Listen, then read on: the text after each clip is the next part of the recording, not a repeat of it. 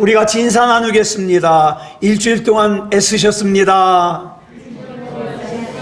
예, 은혜 받고 돌아갑시다.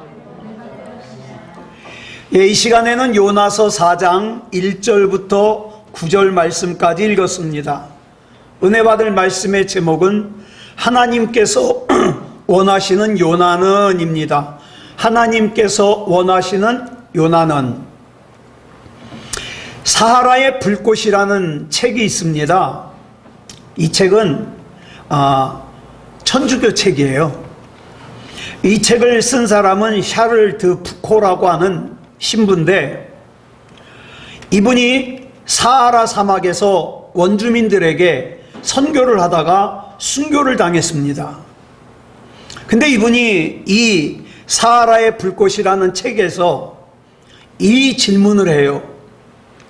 하나님을 믿는 그리스도인에게 있어서 가장 어려운 일이 뭘까? 여러분 생각에는 신앙생활하면서 가장 어려운 일이 뭐라고 생각하십니까? 이분은 이 책에서 하나님을 믿는 거라고 대답하고 있어요. 신앙생활하면서 하나님을 믿는 것이 제일 어렵대요. 여러분, 그래서 저도 제 자신에게 물어봤어요. 장원아, 너 목회자로서가 아니라 한 명의 그리스도인으로서 내게 가장 어려운 게 뭐니? 라고 물어봤더니 얘도 역시 하나님을 믿는 것이 제일 어렵다고 대답해요. 예. 여러분, 내가 하나님을 믿는다고 말하는 거는 쉬워요. 그리고 종교란에다가 종교가 뭐냐? 기독교라고 쓰는 건 쉬워요. 그런데 내가 정말 내 삶 속에서 하나님을 100% 믿고 따르면서 삶을 산다? 결코 쉬운 일이 아니에요. 왜 그럴까요? 믿음 생활이라는 것은 언제나 선택을 해야 되고 결정을 해야 되기 때문에 그래요. 여러분, 어떤 걸 선택하고 어떤 걸 결정할 때 언제나 뒤따라오는 게 뭔지 아십니까? 갈등입니다.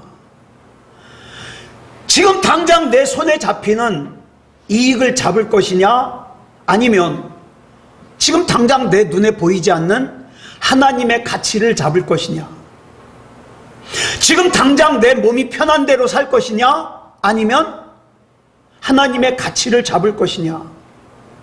여러분, 마태복음 4장에 보면은 예수님께서 40일 금식 기도를 하시고 사탄 마귀에게 3가지 시험을 당하시는 내용이 나오죠. 이 시험 가운데 첫 번째 시험이 뭡니까? 같이 읽어볼까요? 줄친 것만 시작. 이 돌들로 떡덩이가 되게 하라. 여러분, 지금 예수님은 육신의 몸을 입으셨기 때문에 굉장히 배가 고픕니다. 배가 고플 때 이 떡처럼 절실한 게 있겠습니까? 그런데 이런 상황 속에서 떡보다 하나님의 말씀을 선택한다는 것은 절대 쉬운 일이 아니에요. 물론 배가 부를 때는 하나님의 말씀이 중요하다고 할 수 있어요. 그리고 하나님의 말씀을 선택할 수 있어요. 그게 정답이라는 거 압니다. 모르지 않아요. 어떤 상황 속에서도 하나님의 말씀을 붙들어야 된다는 게 정답이라는 거 알아요. 그런데 실제적으로 내가 삶을 살면서 삶 가운데 배가 고픈데, 힘든데, 자존심이 상하는데, 시험 들어서 견디기가 힘든데 여전히 하나님의 말씀을 붙든다? 쉽지 않아요. 그럴 때 하나님께서 지시하시는 대로 선택을 하고 결정을 한다. 엄청난 갈등이 따라옵니다. 그렇기 때문에 그리스도인으로서 가장 어려운 것은 하나님을 믿는 것 같아요. 그래서 여러분 잘 아시는 히브리서 11장 6절을 보면 이렇게 말씀하고 있어요. 시작. 믿음이 없이는 하나님을 기쁘시게 하지 못하나니 하나님께 나아가는 자는 반드시 그가 계신 것과 또한 그가 자기를 찾는 자들에게 상 주시는 이심을 믿어야 할지니라. 아멘. 여기 보면 믿음이 없이는 하나님을 기쁘시게 하지 못한대요. 다시 말해서 하나님을 기쁘시게 하려면 반드시 믿음이 있어야 된다는 거예요.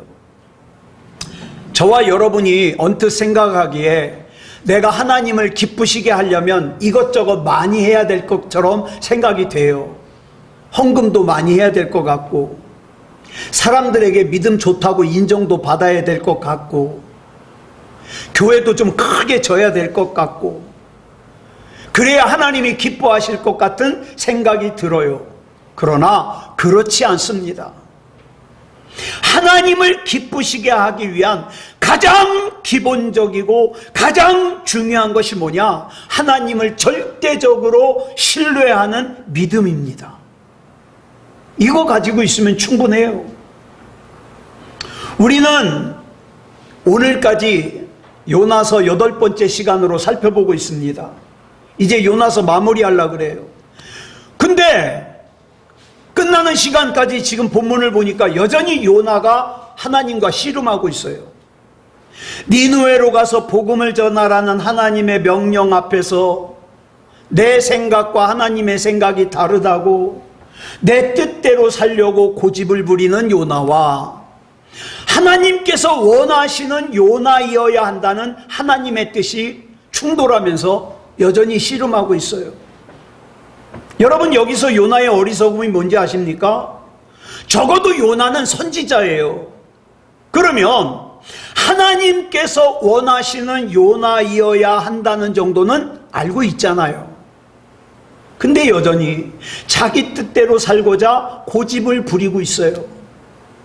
우리가 지난 금요일 날 사도행전 26장 14절을 살펴보면서 다메섹으로 가던 길에 만난 청년 사울에게 예수님께서 뭐라고 말씀하셔요? 줄친 것만 시작. 가시채를 뒷발질하기가 내게 고생이니라, 이렇게 말씀하셨다 그랬어요. 여기서 이 가시채를 헬라어로 켄트론이라 그러는데, 이건 딴 거 아니에요. 길다란 장대 끝에다가 날카로운 쇠 조각이나 뼈 조각 같은 걸 붙였어요. 그러니까 창 같은 거라고 생각하면 돼요. 이게 가시채예요. 자, 그래서 이걸 어떻게 쓰느냐? 우리는 참, 우리나라 농부들은 신사적이에요. 그냥 이려 그러면 소가 가잖아요. 근데 얘네들은 어떡합니까? 뒤에서 이걸로 소 궁둥이를 찔러요. 푹푹. 그러면 소가 가요.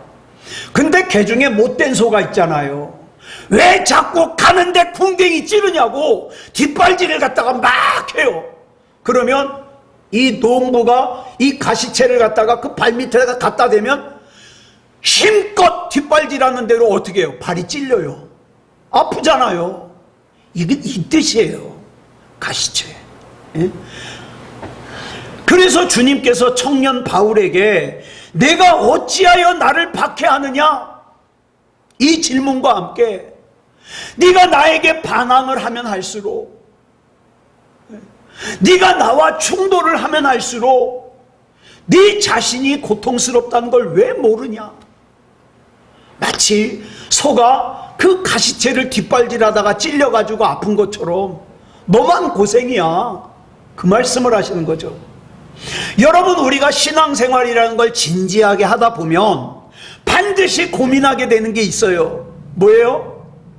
하나님의 생각과 내 생각이 충돌을 해요. 이때 요나같이 자기 생각을 고집하고 자기 주장을 고집하는 걸 뭐라 그러냐? 소가 가시채를 뒷발질하는 것 같다 그래요. 쉽게 말해서 이건 이런 뜻이에요. 왜 안 해도 될 고생을 하니?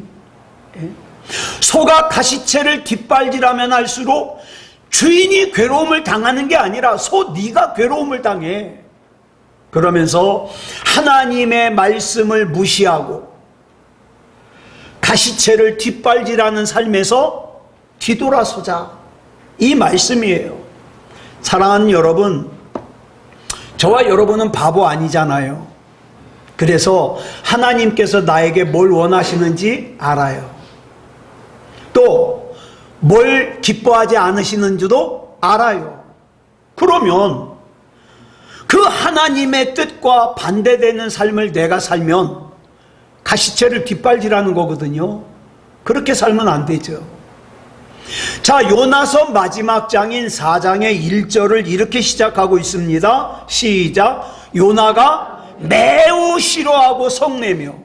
여기 보면 요나가 지금 매우 싫어해요. 성질을 내고 있어요. 뭐가 싫은 거예요? 하나님께서 니느웨를 구원하시는 게 싫은 거예요. 하나님께서 니느웨를 용납하시고 용서하시는 게 싫은 거예요.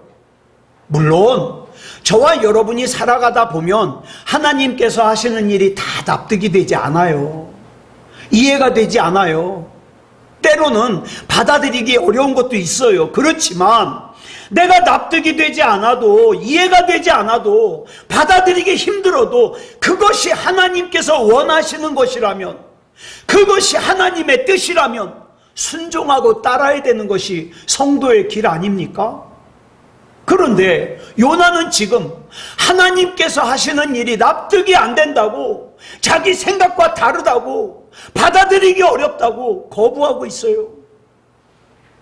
그렇다 그래서 그러면 요나는 신앙이 없는 사람이냐, 믿음이 없는 사람이냐, 헌신하지 않는 사람이냐? 아니요. 요나는 선지자예요.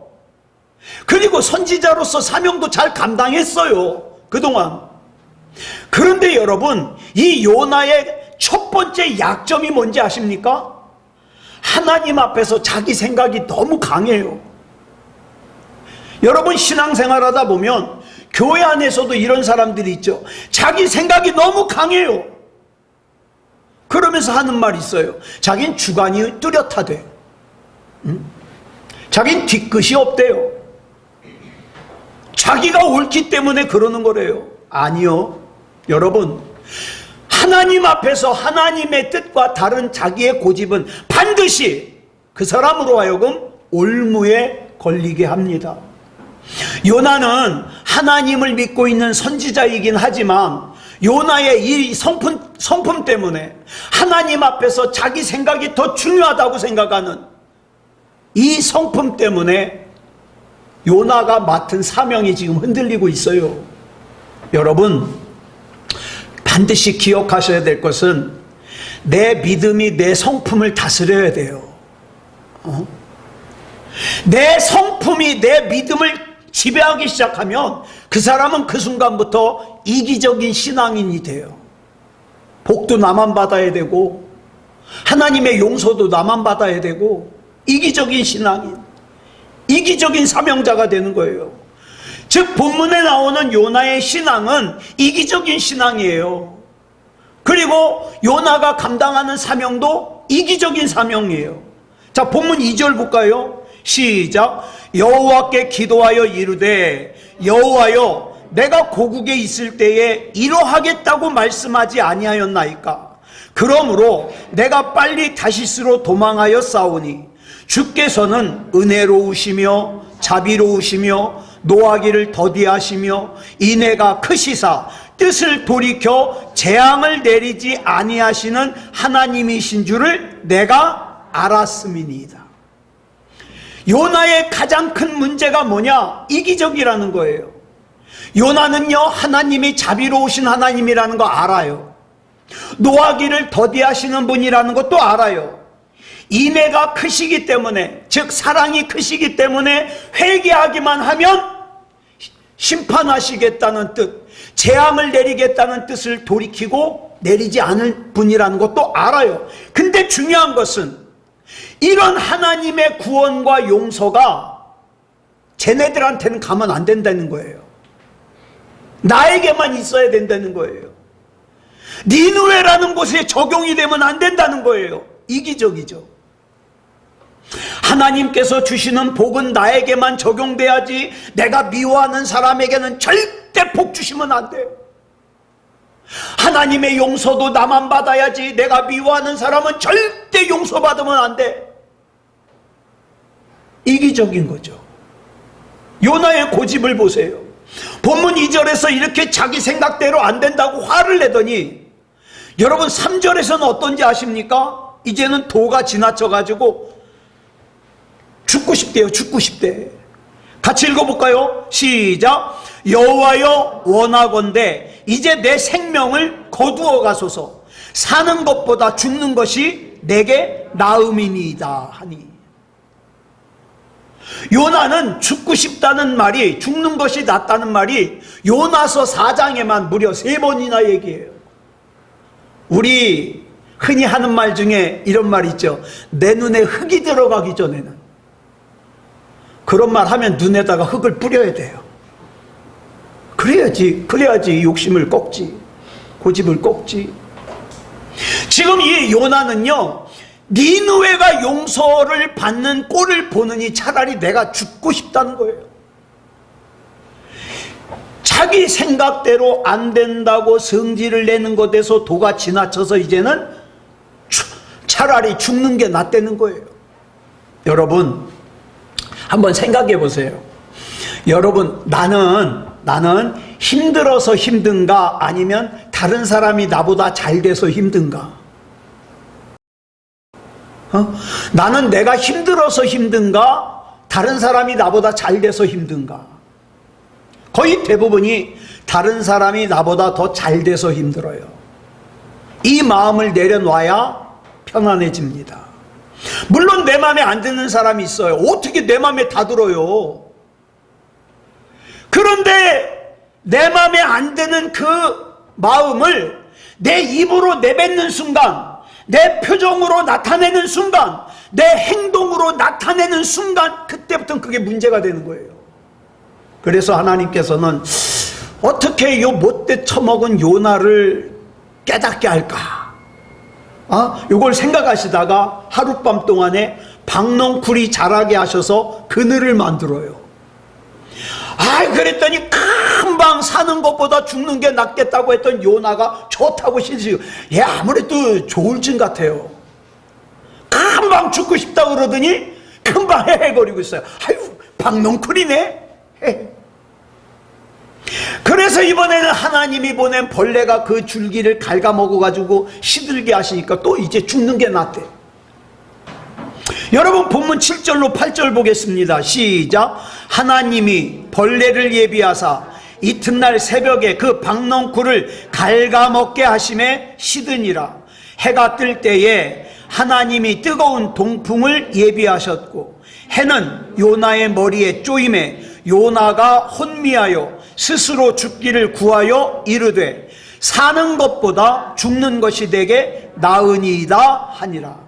그러니까 여러분 제가 요나서를 이렇게 읽어보면 요나는요 사실 니느웨 때문에 죽을 것 같이 괴로운 게 아니에요. 뭐가 문제일까요? 자기 맘대로 안 되는 게 신경질 나는 거예요. 자기 생각대로 안 되는 게 신경질 나는 거예요. 그래서 하나님께서 요나에게 말씀하시기를, 요나야, 이 박넝쿨은 내가 심지도 않았고 가꾸지도 않았잖아. 근데 네가 심지도 않고 가꾸지도 않은 이 박넝쿨이 말라 죽은 것 때문에 나한테 지금 승질 부리고 죽고 싶다 그러는데, 야, 니느웨에는 좌우를 분별하지 못하는 어린이만, 애들만 12만 명이 넘어. 게다가 짐승들도 많고 그 가족들까지 합하면 수십만 명이야. 그런데 그 많은 사람들이 살고 있는 니느웨 성이 멸망을 당하면 내 마음이 얼마나 아프겠냐. 여러분, 하나님께서 이 정도 말씀하시면 저와 여러분 같으면 어떨 거예요? 예, 알겠습니다. 하나님 뜻대로 하시지요. 제가 볼 때는 저와 여러분 100% 그럴 거예요. 근데 이 요나라는 사람은 안 그래요. 9절에서 뭐라 그런지 아세요? 자, 위에 줄친 것만 읽어볼까요? 시작. 이 박넝쿨로 말미암아 성내는 것이 어찌 옳으냐 그랬더니 뭐라고 말됐고요? 아래 줄친 거 시작. 내가 성내어 죽기까지 할지라도 옳으니이다. 하나님 앞에 바락바락 대들어요. 이럴 때 보면은 니느웨보다 더 나쁜 사람이에요. 그죠? 쉽게 말해서 죽어도 내 생각이 옳다는 거예요. 그래서 심술이 잔뜩 난 상태에서 언덕에 천막을 치고는 니느웨가 심판을 당하는가 용서받는가 그거 지켜보고 있어요. 네. 여러분 한번 상상해 보세요. 언덕 위에서 요나가 니느웨가 심판을 받을까 안 받을까 이렇게 쳐다보고 있는, 용서 받아야 될 텐데 그게 아니라 하나님이 용서를 하실까 안 하실까 지켜보고 있는 그 요나 모습 한번 생각해 보세요. 얼마나 유치하고 한심합니까? 근데 여러분 교회 안에 그런 사람들 많은 거 아세요? 어디 내 말을 무시하고 잘 되나 보자. 어디 나를 무시하는 요놈의 교회가 잘 되나 보자. 내가 이놈의 교회를 떠날 테니까 나 없이 고생 좀 해봐라. 저 아는 후배 목사님이 그 교회 한 장로님 때문에 지금 되게 힘들어요. 뭐가 틀렸는지 성도들하고 싸우고 이루고 예배드리고 그 고민돼가지고 얘기를 하더라고요. 그거 어떻게 해줘요? 방법이 없지. 기도해서 그 마음을 녹이는 수밖에. 가만히 보면 하나님께서 이런 요나와 씨름하고 계시는 걸 볼 수 있어요. 그렇다면 요나가 자기 생각을 고집하는 요나가 아니라 하나님께서 원하시는 요나가 되기 위해서는 어떻게 해야 될까요? 이게 중요하잖아요. 여러분 사도행전 9장 31절에 그 답이 나와요. 우리 쉬운 성경으로 볼까요? 시작. 교회는 주님을 두려워하며 성령의 위로를 받아 믿는 사람들의 수가 점점 늘어났습니다. 여러분, 하나님의 부르심을 받은 사람 가운데 진짜로 하나님을 두려워하는 사람을 성령께서 어떻게 해요? 위로하시고 후원하시고 그 삶이 견고해지게 하신다는 거예요. 그러니까 먼저 순서가 뭐예요? 하나님을 두려워해야 된다. 요즘 이 지상의 교회가 세상 사람들로부터 손가락질을 많이 당하죠. 이유가 뭘까요? 목사도 하나님을 두려워하지 않아. 그래서 사람들 눈을 피해가지고 죄를 져요. 교인들도 하나님을 두려워하지 않아. 그러니까 교회를 이루고 있는 저와 여러분이 가장 먼저 회복해야 될 것이 뭐냐? 하나님에 대한 두려움을 회복해야 돼요. 이거 아니면 생명책에 이름 기록 안 돼요. 이거 아니면 구원받을 수 있는 믿음이 안 돼요.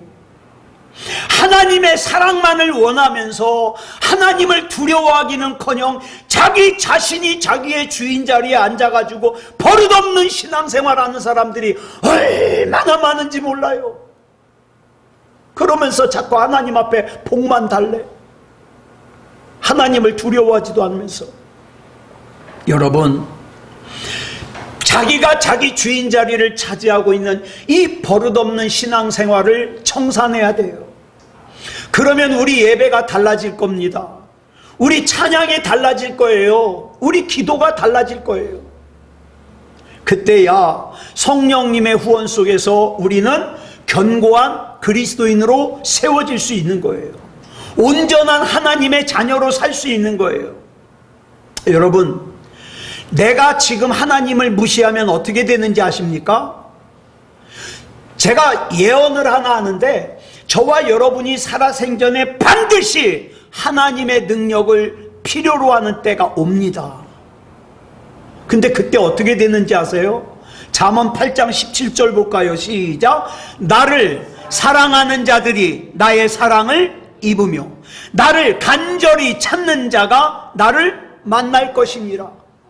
아멘. 그래서 저는 하나님을 사랑해요. 하나님을 간절히 찾아요. 하나님이 아니면 안 돼요. 저만 그래요? 저와 여러분 다 그래요. 하나님을 사랑하는 사람이 하나님의 사랑을 입을 거라 그랬어요. 하나님을 간절히 찾는 사람이 하나님을 만날 거라 그랬어요. 그러니까 저와 여러분은 자기가 고집하는 요나가 되면 안 돼요. 하나님께서 원하시는 요나가 돼야 돼요. 이창원이 고집하는 이창원이 되면 안 돼요. 하나님께서 원하시는 이창원이 돼야 돼요. 그래야 하나님이 쓰십니다. 이것이 지금 하나님께서 우리와 씨름하시는 내용이에요. 요나가 고집하는 요나는, 이창원이 고집하는 이창원이는 결국 어떻게 해요? 자기 욕심 따라 죄짓게 돼 있어요. 예배를 떠나게 돼 있어요. 기도를 떠나게 돼 있어요. 하나님을 무시하게 돼 있어요. 그러나 하나님께서는 나를 하나님께서 원하시는 나로 만드시기 위해서 어떻게 합니까? 내 고집을 포기시키려고 씨름을 하는 거예요. 이게 얼마나 힘든지 몰라요. 그래서요, 저는 이 세상 살면서 완전히는 아니지만 저는 돈에 별로 관심이 없어요. 그리고 세상에 어떤 미래에 관심이 없어요. 그저 지금 주님 바라보고, 주님이 기회 주시면 복음을 전할 것이고, 주님께서 됐다 와라 그러면 갈 것이고.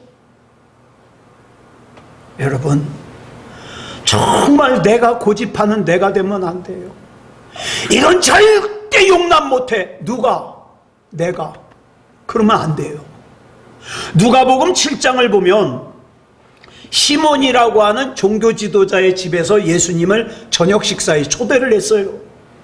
근데 가만히 보면 이 시몬이라는 사람이 예수님이 좋아서 초대한 게 아니에요.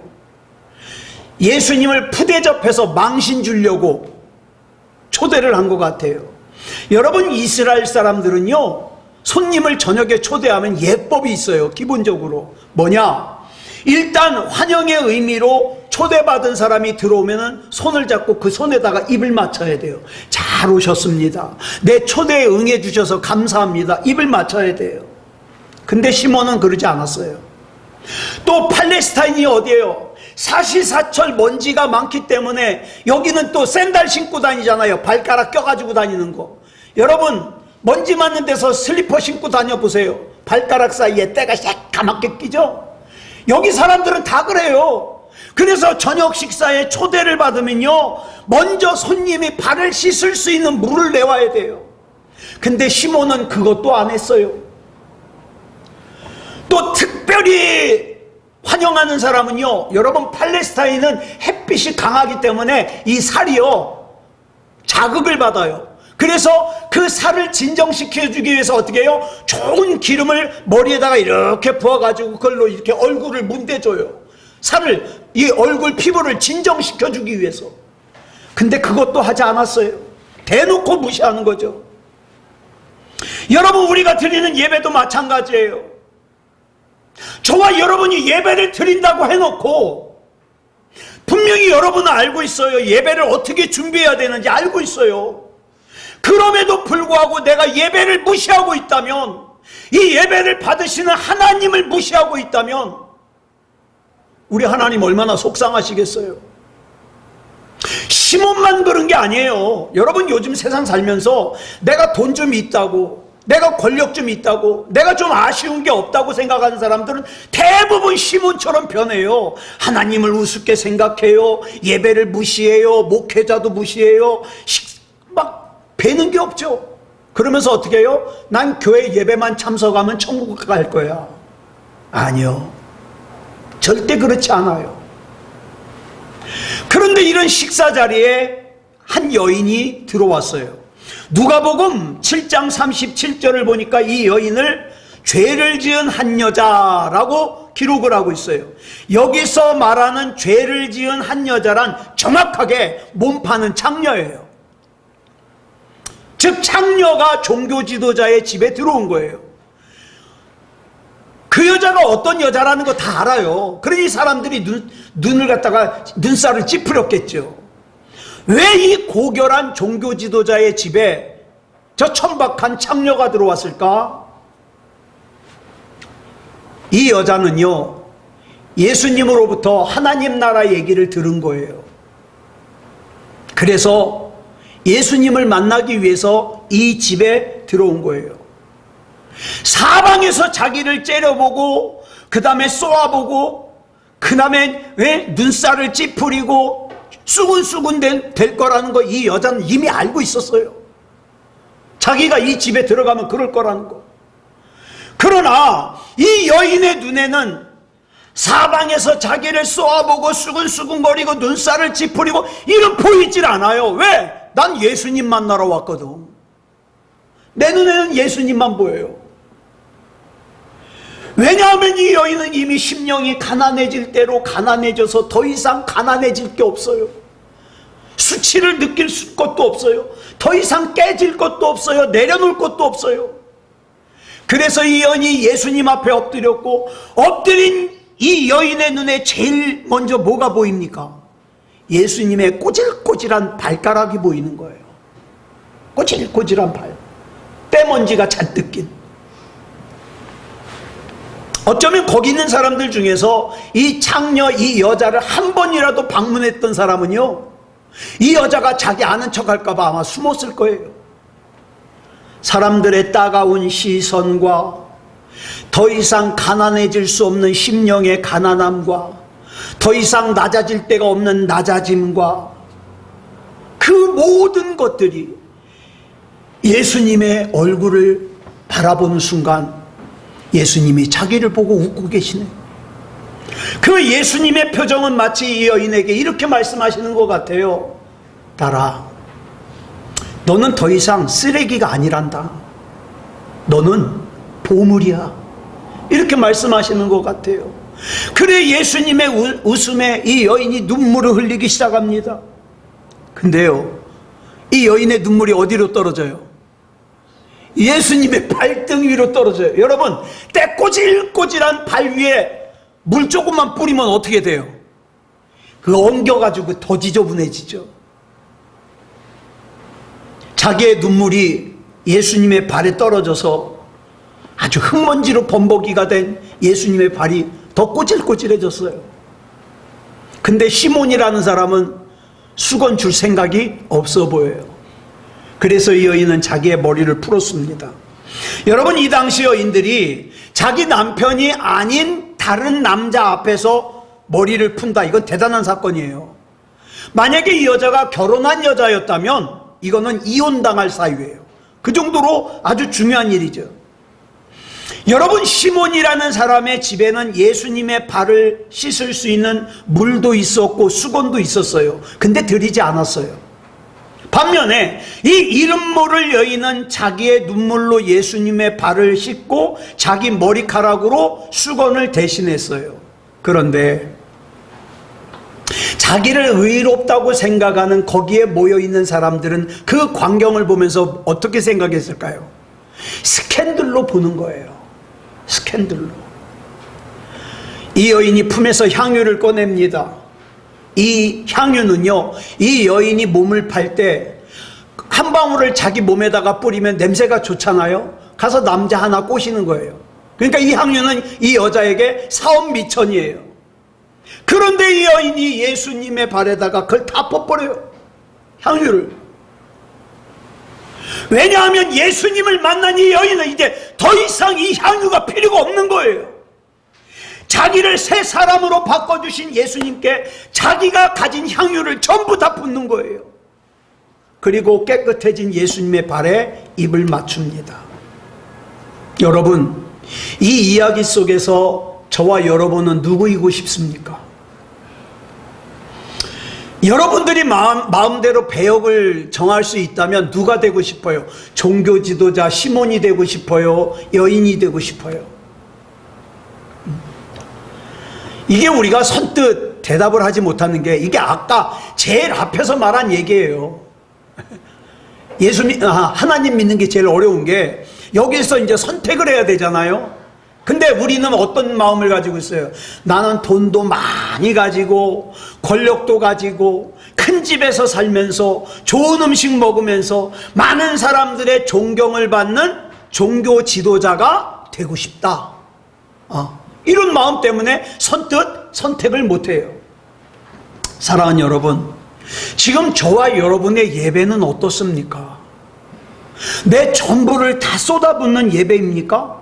아니면 하나님과 거래를 하기 위해서 계산하고 있습니까? 하나님, 내가 하나님께 이만큼 드릴 테니까 하나님은 나에게 이만큼 책임져 주십시오, 이런 거래를 합니까? 여러분, 누가복음 7장에 나오는 이 여인은 초대받지 않은 그 자리 한가운데서 거기에 모인 사람들의 눈총을 받으면서 어떻게 해요? 더 이상 가난해질 수 없는 가난한 심령이 되었어요. 사랑하는 여러분, 첫 번째로는 하나님을 두려워하시고 그 다음에는 심령이 가난해지시자고요. 네. 보세요. 이 종교 지도자인 시몬이라는 사람은요, 유대인들은요, 나이 15살이 되기 전에 이미 구약 전체를 줄줄 외워요. 구약을 외운다는 건 무슨 뜻인지 아십니까? 성경 구약에 나오는 메시아에 관한 300개 이상 되는 예언을 다 알고 있다는 뜻이에요. 그런데 정작 그 예언의 주인공인 예수님이 자기 앞에 계시는데 이 시몬은 그 예수님을 어떻게 대했어요? 불청객 대하듯이 대했어요. 사랑하는 여러분, 저와 여러분이 하나님을 예배한다고 모였습니다. 이곳에 임재하신 하나님을 지금 어떻게 대하고 있습니까? 나는 지금 어떻게 예배를 드리고 있습니까? 여러분이 성경의 내용을 얼마나 많이 알고 있느냐는 중요하지 않아요. 제가 아는 사람들 중에 많은 사람들이 성경 지식은 뛰어난데, 많이 아는데 그 말씀대로 못 사는 사람들 너무 많이 봤어요. 성경 지식이 얼마나 많은지는 그다지 중요하지 않아요. 그럼 뭐가 중요하냐? 예수님을 예수님으로 똑바로 봐야죠. 그러려면 어떻게 해야 돼요? 심령이 가난해져야 돼요. 심령이 가난하다는 건 무슨 뜻입니까? 나는 예수님이 아니면 안 돼요, 그 뜻이에요. 난 예수님이 아니면 안 돼요. 나는 하나님이 아니면 안 돼요. 여러분, 마음이 가난해진다는 건 나를 비우는 거예요. 내가 얼마나 심각한 죄인인가를 알게 되고 나를 구원하신 하나님의 구원의 은혜가 얼마나 큰가를 알게 된다면 이게 비워질 수밖에 없죠. 여러분, 요나서는요 4장 11절을 마지막 절로 해서 이렇게 끝나요. 같이 읽어볼까요? 시작. 하물며 이 큰 성읍 니느웨에는 좌우를 분변하지 못하는 자가 12만여 명이요 가축도 많이 있나니 내가 어찌 아끼지 아니하겠느냐 하시니라. 근데 성경을 보니까 그래가지고 요나가 잘못을 깨닫고 회개했는지 아니면 끝까지 고집을 부렸는지 안 나와요. 그 뒷얘기가 안 나와요. 자, 이제 요나서 4장에 이어지는 요나서 5장은 저와 여러분이 쓸 차례입니다. 여러분, 요나서 5장 어떻게 쓰시겠습니까? 저와 여러분 주변에는 아직도 좌우를 분별하지 못하는 많은 사람들이 아직도 예수님을 구주로 영접하지 못한 채, 믿음다운 믿음을 가지지 못한 채, 아직 생명책에 이름이 기록되지 못한 채, 아직 구원받을 만한 믿음이 되지 못한 채 살고 있는 가족이 있습니다. 친구가 있습니다. 친척이 있습니다. 하나님께서 그들에게 생명을 전할 수 있는 사명을 주셨습니다. 저와 여러분은 어떻게 할까요? 요나처럼, 아이 하나님, 걔는 애시당초 틀렸어요. 걔 절대 신앙생활 안 해요. 구원 못 받아요. 요나 같은 사람이에요. 예, 하나님, 제가 하나님을 두려워합니다. 하나님께서 나에게 그것을 원하신다면 제가 하나님이 아니면 안 되는 가난한 심령으로 그 하나님의 말씀에 순종하겠습니다.